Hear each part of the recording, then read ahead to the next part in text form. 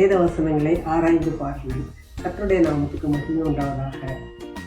ஆண்டவருக்கு மகிமை உண்டாவதாக. இந்த புதிய ஏற்பாட்டினை தரங்கம்பாடியில் உள்ள மனுஷன் நண்பர் ஊழியர்களிலிருந்து பெற்றுக்கொண்டோம். இதை முழுவதுமாக எழுதி முடிக்க ஆண்டவர் கிருபை செய்தார். இதை எழுத ஆரம்பிக்கும் போது சில தடைகள் ஏற்பட்டன.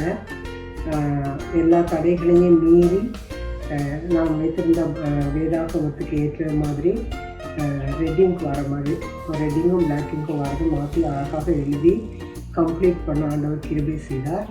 ஆண்டவருடைய நாமத்துக்கு ஸ்தோத்திரம். இந்த இடைப்பட்ட காலங்களில் என்னுடைய